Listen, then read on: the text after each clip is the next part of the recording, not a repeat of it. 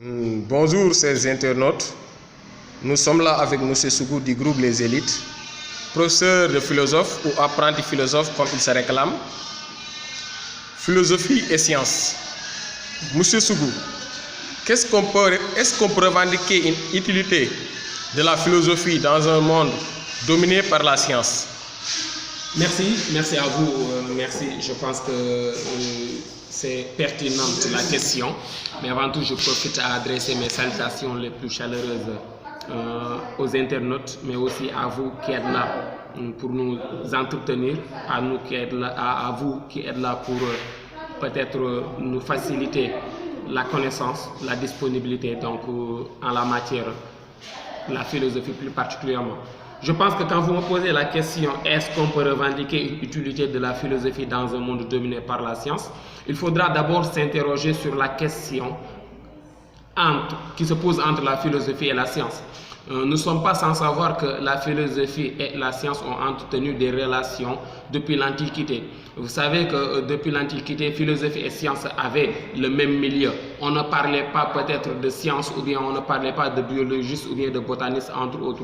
La science était ancrée, la science était inclue dans la philosophie. Maintenant, arrivé à un moment, la science a voulu prendre son propre chemin pour aller peut-être entretenir les questions par elle-même et essayer de répondre à ces questions par elle-même. C'est là où on a assisté à une séparation entre la philosophie et la science.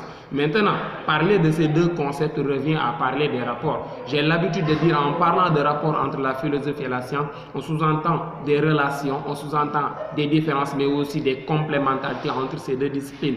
Parler maintenant de l'utilité de la philosophie dans un monde dominé par la science, je peux répondre par les deux affirmations, oui et non. Pourquoi?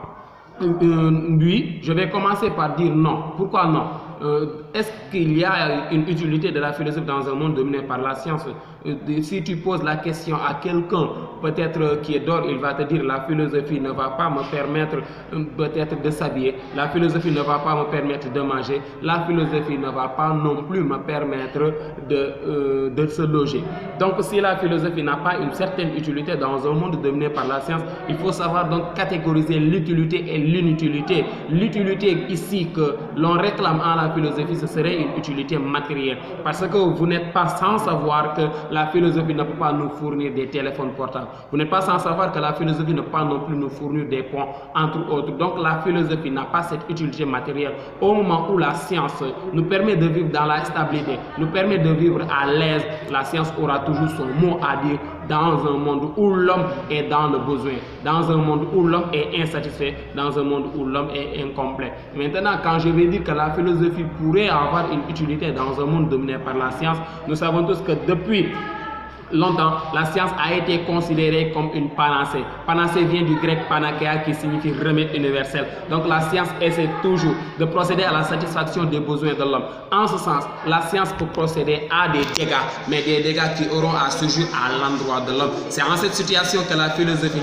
va se présenter en éthique et en épistémologie pour prendre en charge les questions ou bien les problèmes extra-scientifiques. C'est-à-dire que donc, après avoir procédé à des fautes graves à qui auront à nuire l'humanité, la philosophie va se présenter pour dire non. La philosophie va se présenter en tant que moralisatrice de la science. La philosophie va essayer d'apporter à la science la conscience morale. Parce que comme on a l'habitude de dire chez Rabelais, sapiens n'entre point avec une âme maribole. Science sans conscience n'est que ruine de l'âme. Mais aussi il faut se poser la question si la science a été à l'endroit de l'homme, si la science procède à la satisfaction des besoins de l'homme, il faudrait peut-être essayer de retourner en la philosophie avant que science sans conscience ne soit ruine et larme, comme le dit un de mes collègues. En ce sens donc, il faut éviter la philosophie et la philosophie pourra être utile, mais il faut montrer une inutilité spirituelle. La philosophie n'a pas d'aspect matériel à fournir, mais plutôt spirituel. La philosophie nous conscientise et au moment où elle nous conscientise,